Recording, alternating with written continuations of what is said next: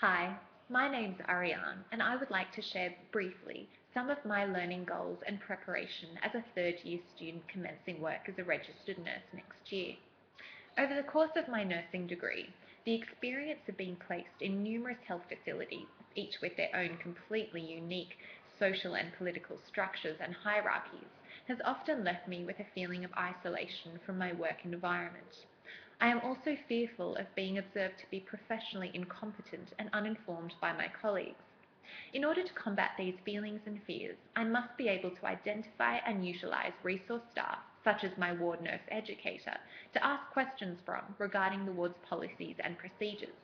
Furthermore, I think if I engage with my colleagues on a professional and social level, then my feelings of isolation will disappear. As a student, I have become aware of the many situations which require the nurse to take a leadership role in order to maintain patient and staff safety.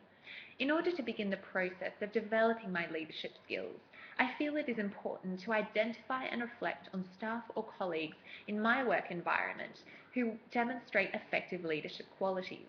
Also, it would be helpful for me to take the opportunity to practice directing patient care within a team in any care situation, no matter how basic. And of course, I must develop my own clinical competence in providing evidence-based care and encouraging others to do the same where care is unsafe and not evidence-based. Clinical experience has highlighted to me that often inadequate staffing dictates that the new graduate nurse must take the role of educator to student nurses.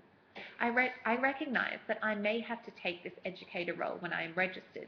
However, I feel extremely unprepared to be teaching students so early on in my career.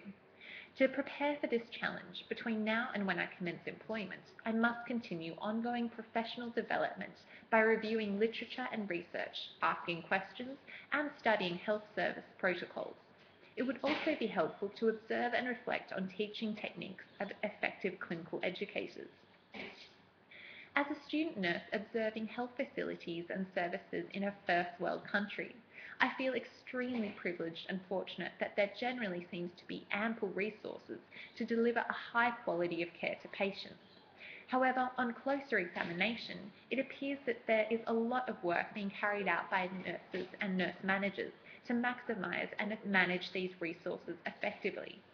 Literature identifies the challenge of delivering quality, evidence-based care with a limited number of resources. In order to cultivate this skill of resource management, I think it would be helpful to observe and gain advice from nurses who think critically and creatively to deliver safe and evidence-based care with the available resources. It is also imperative I continue to reflect on my own priorities to ensure that the patient's safety and care is my primary concern. Thank you for your time.